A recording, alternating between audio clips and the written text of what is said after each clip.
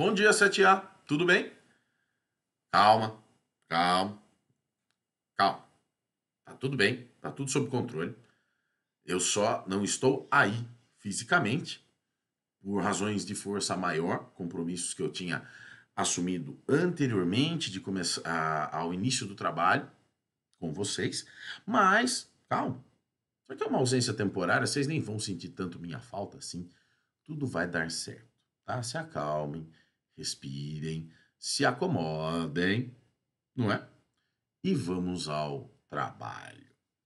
Gente boa, continuamos falando sobre as grandes navegações e ainda falando sobre Portugal e a sua importância nessa enorme odisseia que é dessa galera que trepa em barquinhos e atravessa o mar, certo? Mas ainda, calma, vamos por partes, ainda não atravessamos o Oceano Atlântico, portanto, seu Cabral e sua turma ainda não chegou aqui na gloriosa terra Brasilis. Bom, falamos no nosso último encontro sobre não só a necessidade dos portugueses de encontrarem caminhos para chegarem às Índias, para que pudessem comprar, adquirir seus produtos, aqueles que eram comercializados depois com preços altíssimos, não só motivados pelo custo da viagem, mas também pela segurança, o risco, a segurança, na verdade, que essas viagens representavam. Mas tudo isso tem que ter um começo, né? O que leva os portugueses a serem os heróis do mar, como é dito no hino de Portugal, que diz o seguinte: heróis do mar, nobre povo, nação valente e imortal, levantai hoje de novo o esplendor de Portugal. Entre as brumas da memória, ó pátria, sente-se a voz dos teus egrégios avós, que hão de guiar-te à vitória. Ó, professor Fernando também é cultura, história. Depois ouçam o hino de Portugal, é bonito, tem um ritmo bem bom de ouvir.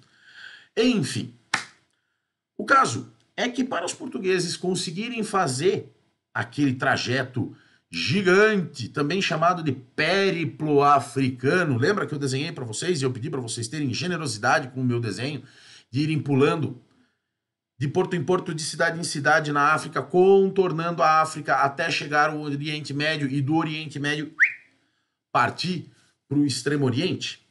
Ótimo. Tudo isso, senhoras e senhores, não vem do vazio. Não vem de uma mera vontade, vou ao mar. Não. Tudo isso, senhoras e senhores, como vocês sabem, e isso vale para a contemporaneidade, ou seja, os tempos que vivemos hoje, tudo isso depende de uma coisa chamada grana. E não só grana, mas também de uma organização que favorecesse esse tipo de atividade. Ora, não é só a mera vontade, vou trepar num barco e fui. Não é assim. Nem foi assim, né? Durante o período das grandes navegações. Houve, senhoras e senhores, um processo histórico de décadas, de séculos, na verdade, que levou os portugueses a essa enorme aventura no mar. Mas vamos tentar entender tudo isso. Além, claro, da experiência que os portugueses tinham na construção de barcos, além da necessidade financeira de fazer esse comércio funcionar, em que a gente não, né? Os portugueses buscavam maiores lucros e menores riscos no comércio de especiarias. Há também uma construção política ao redor desse salto de fé, vamos dizer assim, dos portugueses, que envolvia, para além de tudo isso, uma motivação religiosa, o desejo dos portugueses expandirem a fé cristã e combater aqueles que eles chamavam de infiéis, especificamente ali na região do norte da África, os muçulmanos.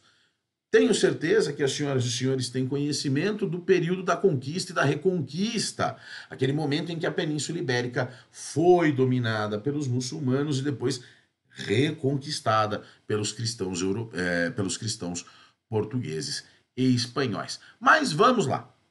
1415, lá, 613, opa, 613? 608 anos atrás. Dom João I, rei de Portugal, organiza uma grande expedição que toma a cidade de Ceuta, no norte da África, dos muçulmanos, transformando Ceuta num entreposto importantíssimo dos portugueses fora do continente europeu. Lembra que eu mostrei para vocês na semana passada que eles iam pingando? Em cada pingadinha dessas, eles estabeleciam um pequeno porto, uma pequena área com estrutura que pudesse não só receber esses navios que vinham de Portugal, mas também aqueles que vinham pingando desde a costa do Oceano Índico ali na Ásia, atravessando a costa leste do continente africano, dando a volta no Cabo da Boa Esperança, chegando finalmente à costa atlântica da África e por fim a Portugal. Gente, parêntese, para entender história é necessário entender de geografia. As coisas acontecem em lugares, certo? Lugares, muitos deles que existem até hoje, mesmo que com outros nomes, mesmo que com outra realidade, é claro. A história, bem como a geografia, não se dá simplesmente pendurada no espaço, ali, flutuando, tá voando ali, olha a história passando. Não. A história, bem como a geografia, precisa de um lugar para acontecer. Neste caso, a gente está falando de continente europeu, continente africano, continente asiático e a história da construção desses lugares. Ainda que a gente esteja falando de 500, 600, enfim, séculos, milênios atrás, tá? Então, para entender história, tem que entender um pouquinho de geografia. Falem com o professor Diego. Voltando. Bom, Dom João I, no caso, conquista ou consegue dominar a cidade de Ceuta. A partir da cidade de Ceuta, Portugal ganha estrutura e espaço para expandir. Mas o que leva? Quais são os principais elementos, além daqueles que nós já sabemos, Portugal a ser pioneiro nas grandes navegações? Bom, vamos lá. Primeiro, centralização do poder. Lembra do absolutismo? O rei manda, a gente obedece. Vá ao mar. Quem está mandando? O rei. O rei se questiona? Não. Portanto, vamos ao mar.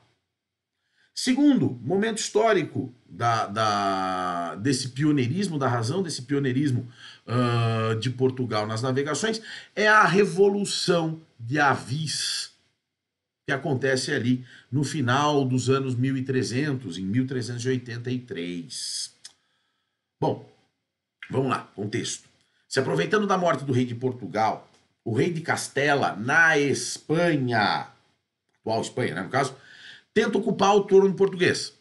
Mas não tem sucesso. Uma vez que, vamos lembrar do absolutismo, a burguesia também sustentava a monarquia, era parceira da monarquia. Então, o rei de Castela, não contando com o apoio da burguesia portuguesa, é enxotado de lá. Desta forma, portugueses resistem e vencem os castilhanos nessa chamada Revolução de Avis. Quem é o líder da Revolução de Avis? O próprio Dom João I, aquele que concentra o poder em Portugal na época e fala: vai navegar, pega um barquinho e vai, resolva o problema. Ora, o que acontece é que os reis da dinastia de Avis, ou seja, partindo de Dom João I, apoiam o comércio e a navegação que eram financiadas e realizadas, ora por quem? Pelos burgueses. Percebam, existe uma relação, um círculo, um ciclo de colaboração. Ora, a burguesia portuguesa apoia a manutenção, ou melhor, apoia a resistência contra o rei de Castela, por elevando Dom João I à condição de rei. Dom João I, na condição de rei, por sua vez, também apoia as iniciativas da burguesia portuguesa na época. Lembram disso? Tá. Por fim, aliás, mais dois elementos que são importantes. Os portugueses tinham uma grande experiência de navegação em mar aberto por conta da pesca. Um beijo pra galera do bacalhau. Um beijo pra galera da sardinha. Ou seja, o povo já sabia, o povo português, claro, os pescadores, os navegadores, eles já tinham um domínio do lugar onde estavam. Ninguém se jogou no escuro. Ora, por mais que tivesse um conhecimento relativamente limitado, principalmente no que dizia respeito a grandes espaços de navegação, de mar, essas pessoas conheciam. Percebam que a experiência ajuda. Por fim, entre outros elementos que a gente deve destacar, o desenvolvimento de técnica e de conhecimento necessário para a navegação. Navegar é preciso, diria Fernando Pessoa. Agora, como? Se orientar no lugar, navegar, o termo navegar a gente liga à navegação oceânica, né? Mas o navegar é deslocar-se no espaço. Nesse caso, no oceano. Como que a gente se ajuda? Como que a gente consegue se deslocar de forma mais segura e mais clara? Ora, se eu estou perdido, eu uso um mapa. Neste caso, os portugueses eles não tinham só mapas. Eles tinham também um outro tipo de mapa, né, na verdade, que era o chamado portulano. Portulano era um roteiro, era uma enorme descrição do que se poderia esperar ver em um determinado lugar. Por exemplo, eu posso contar para vocês como é chegar a São Paulo. Quer ver? Saindo do Osmar Giacomelli, descendo à esquerda, sentido a Avenida Manuel Vieira. Vamos lá. Saindo da Avenida Luane Milanda 600, seguindo em direção à Avenida Manuel Vieira. Uma vez na Avenida Manuel Vieira, vocês vão encontrar um semáforo. Nesse semáforo, assim que ele ficar verde, vocês vão virar à esquerda. Vão seguir reto e cerca de tantos metros depois, vocês vão encontrar uma bifurcação. Nessa bifurcação, vocês vão pegar a direita, fazer o contorno numa alça de acesso e vão entrar na rodovia Raposo Tavares, sentido São Paulo. Perfeito? Ótimo. Uma vez na rodovia Raposo Tavares, vocês vão atravessar o primeiro pedágio, seguir o fluxo e no quilômetro 92, ou melhor, no quilômetro 91, vocês vão pegar uma via marginal, uma saída que dá acesso à estrada, à rodovia Celso Charuri, ainda sentido São Paulo, só que neste caso, sentido rodovia Castelo Branco. Desculpem. Uma vez na rodovia Celso Charuri, vocês vão seguir a 110 km por hora até o acesso da rodovia Antônio Hermílio de Moraes, chamada Castelinho. Neste momento, sentido leste. Seguindo a leste, cerca de... quantos quilômetros? Cerca de 20 quilômetros. Vocês vão encontrar acesso à rodovia Presidente Castelo Branco, na altura do quilômetro 72. sentido leste. Ainda nessa direção, vocês vão atravessar as cidades de Itu, São Roque, não, Itu. Bom, vamos passar aí. Itu, São Roque, Araçariguama, Jandira, Tamboré, Barueri, Osasco, até chegarem à cidade de São Paulo. Vocês podem estar já, meu Deus, o que esse homem está falando? O que eu estou descrevendo para vocês é uma espécie de portulano.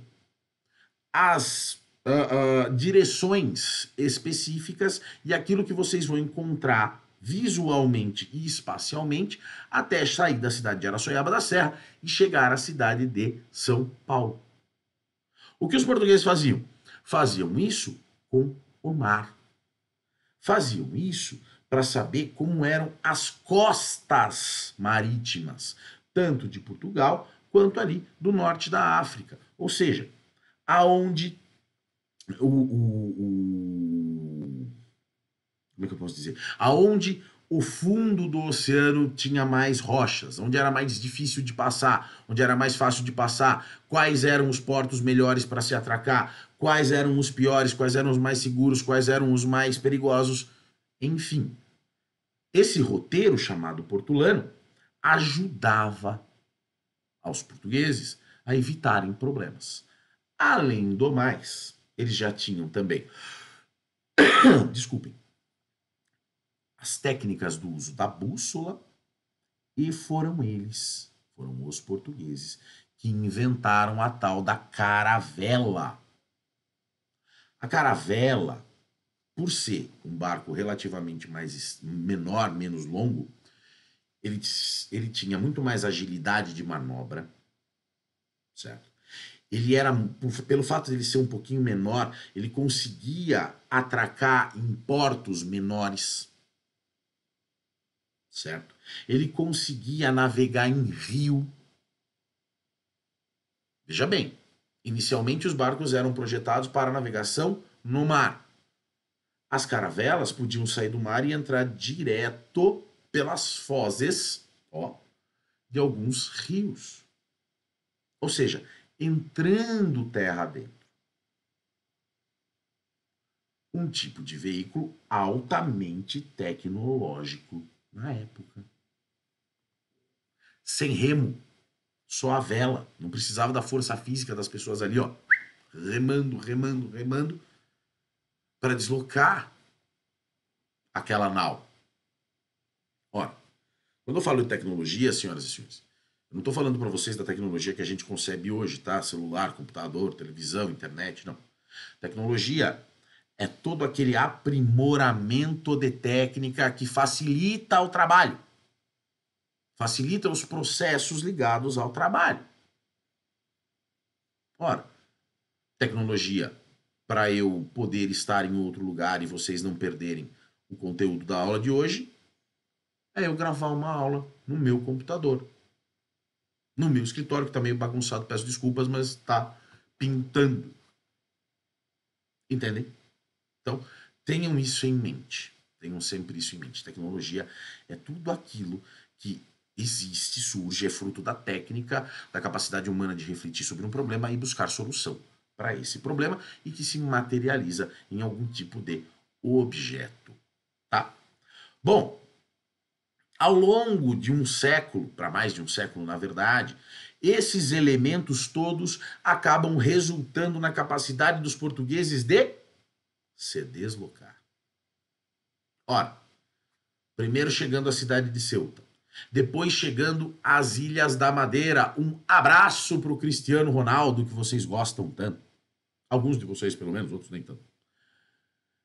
Depois, mais adiante, chega-se à Ilha de Arguim e depois ao Rio Senegal, já na África, no continente africano. Ali já havia comércio de ouro, de escravos, de armas de fogo.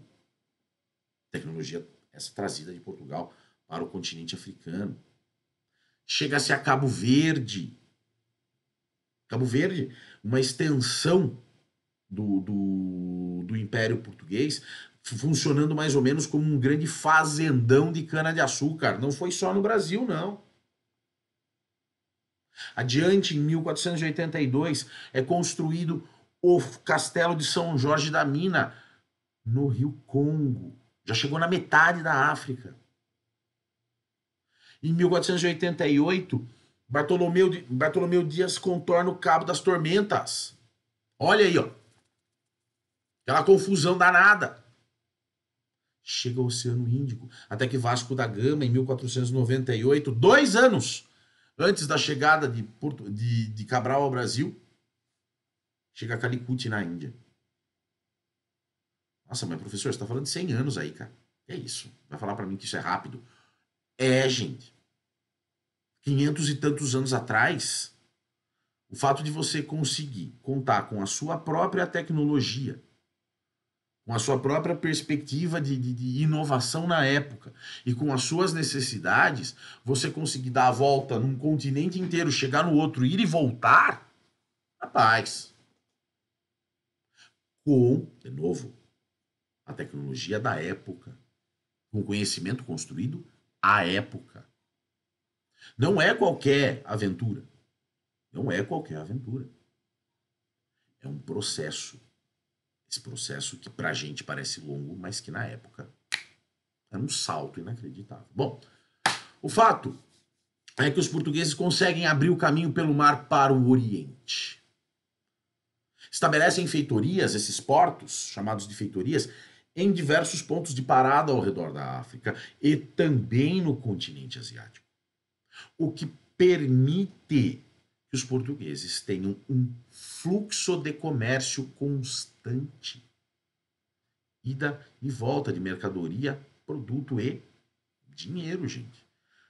Nunca se enganem.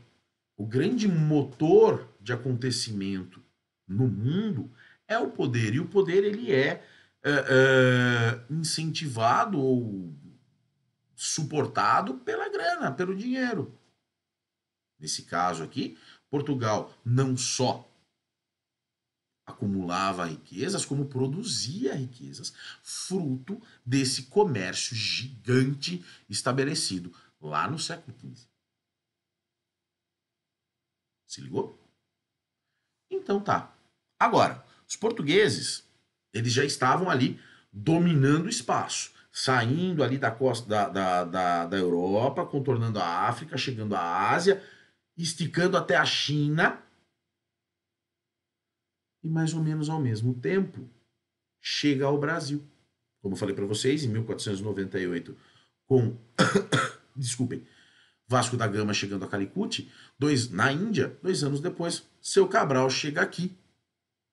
Seu Cabral e sua turma chegam ao Brasil, estabelecendo assim o chamado Império Ultramarino Português. Não é pouca coisa, gente. Se vocês recuperarem um pouco do conteúdo da aula de geografia, é neste momento aqui que as grandes navegações, além de chegarem ao novo continente, né, inicialmente com Colombo, e aqui falando especificamente do Brasil, com a chegada de Cabral, é neste momento que o novo mundo entra para a história, no caso, entra para a história do ponto de vista da Europa, do Ocidente, e por aí vai. É nesse momento que a nossa história, enquanto brasileiros, começa a ser construída pelos europeus. A nossa história como brasileiros é construída desde muitos séculos antes, com os povos originários, com os indígenas, beleza? Bom, gente boa, falei sobre as grandes navegações da parte de Portugal. Falo com vocês pessoalmente na quarta-feira, amanhã, sobre as navegações espanholas, que também foram importantíssimas. Rotas semelhantes, digamos assim, às de Portugal, mas com resultados diferentes. Certo? Então, por hoje é só. O que eu vou deixar para vocês aqui? Uma pequena atividade que a professora ou o professor que estiver acompanhando vocês vai recolher, e também um ou dois videozinhos curtos a respeito das navegações das grandes navegações, especificamente neste momento, as grandes navegações promovidas por Portugal. Tá bom? Então, gente boa, tenham um bom dia, fiquem bonzinhos, se alimentem, daqui a pouco dá o sinal. A gente se vê amanhã, tá bom? Beijo pra vocês, falou, abraço, fui!